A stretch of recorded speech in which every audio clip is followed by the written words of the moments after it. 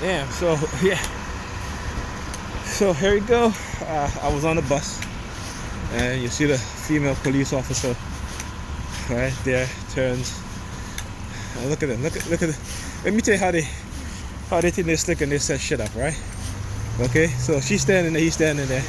As soon as I see me get close, then all of a sudden he starts talking to her. Right? He turns his back right there. Now watch the synchronization. Here's the other idiot, the other pussy from the NYPD pussy department. Look at him. Yes. And see what they love to do? Love to stand up like that so I can see the handcuffs.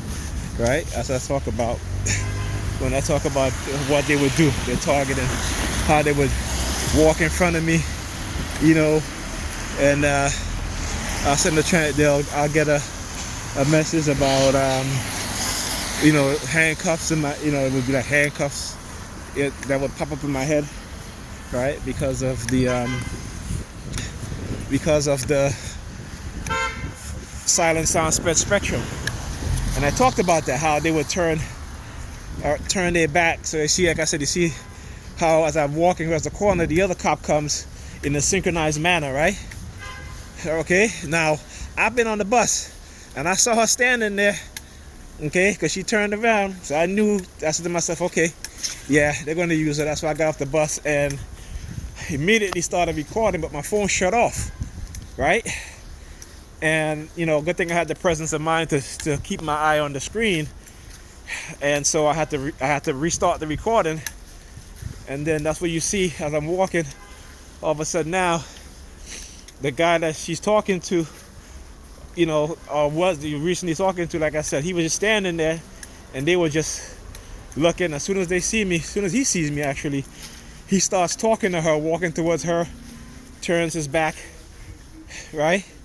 Then you see the other police officer come from the side and he stands up, right, in the middle of the crosswalk where I'm walking, right?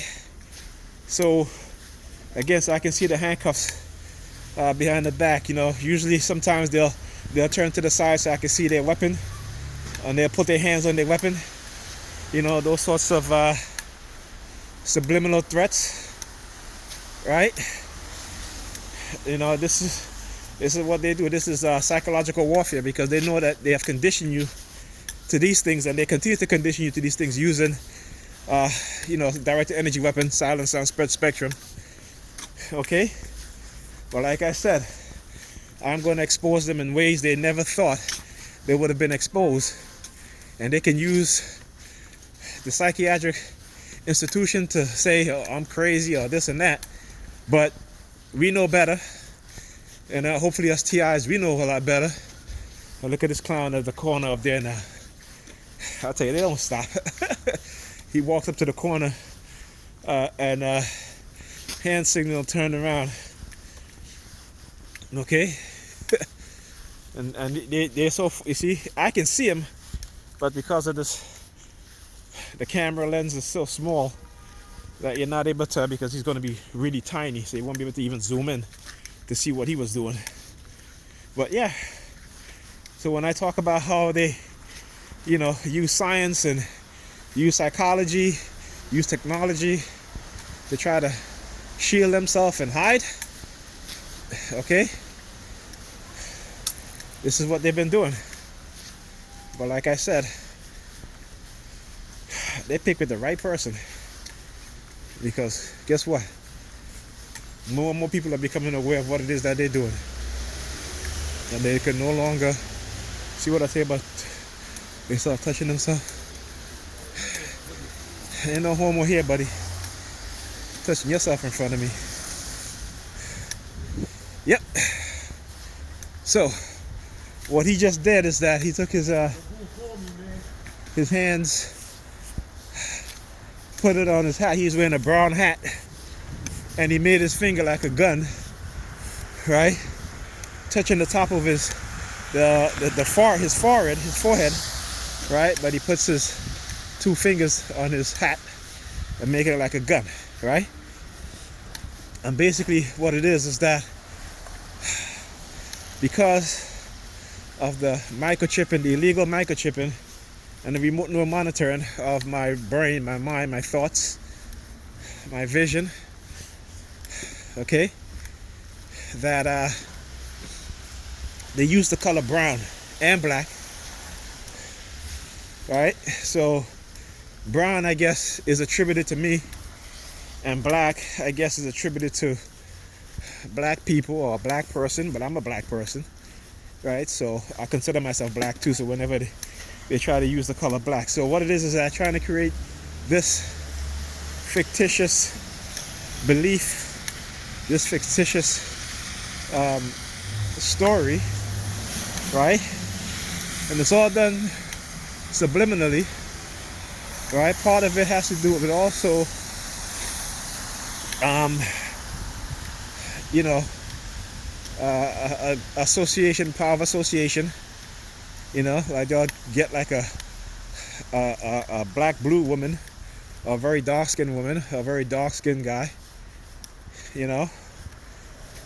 And so this is how they create this kind of also what is called a black and white thinking, right? Which we all know is like extreme polar opposites, right? Opposite of the spectrum or belief system, you know. Let's say, well, you know, you're thinking in black and white, right? But in this case, when as a TI and they condition you with this sort of black and white thing, is black people and white people, right? So, you know, saying that we've gotten black people to participate in this, and you know, white people are the ones that created this stuff, and they continue to do this to us as a people. But like I said, black people are too ignorant to the technology, to the SAP program, that they don't believe these things exist.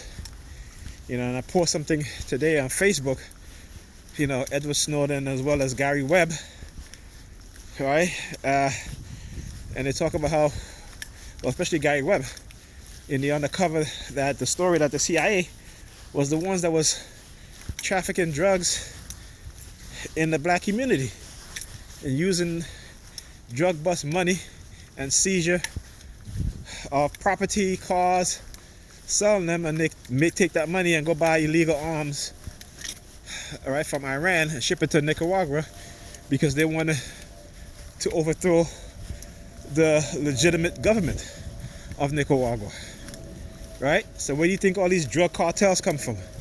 It was the CIA, right? It was no other than the CIA. They're the ones that created the drug campaign. And you see this car right here? The only car with blinking lights. And what's the license plate? T673247C. Right? Okay? So that's to tell you guys how they think that they're slick, but they're not.